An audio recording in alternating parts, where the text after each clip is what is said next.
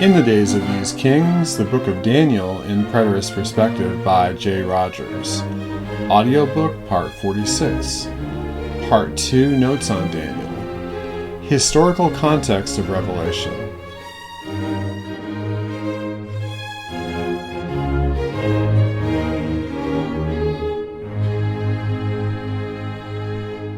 Historical Context of Revelation. Most biblical prophecy is forth-telling rather than foretelling. Prophecies on the whole were meant to be understood by an immediate audience. Therefore, it is not helpful to try to figure out what every unknown symbol means when reading Revelation prior to understanding what these symbols mean throughout the whole Bible to contemporary hearers.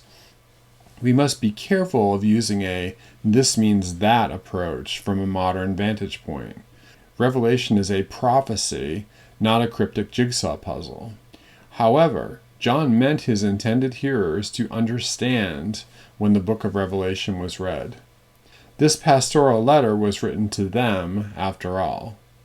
In Revelation 6, 10, 11, when the fifth seal was opened, the martyrs cried out, "How long, O Lord, holy and true, until you judge and avenge our blood on those who dwell on the earth?"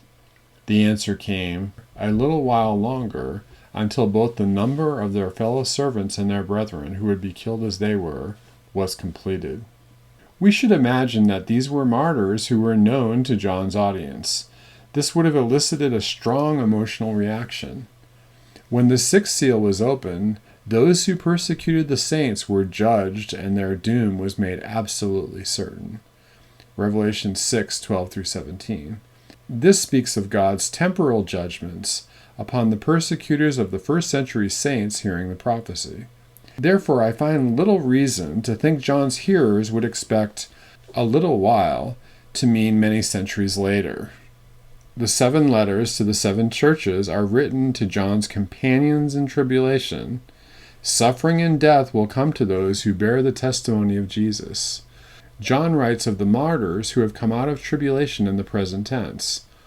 In a later passage, the Great Tribulation, Revelation 7:11, is described as being the same as the suffering and martyrdom experienced by the first century churches of Asia Minor in the first 3 chapters. This Great Tribulation is attributed to the tyranny of a king who now is, Revelation 17:10.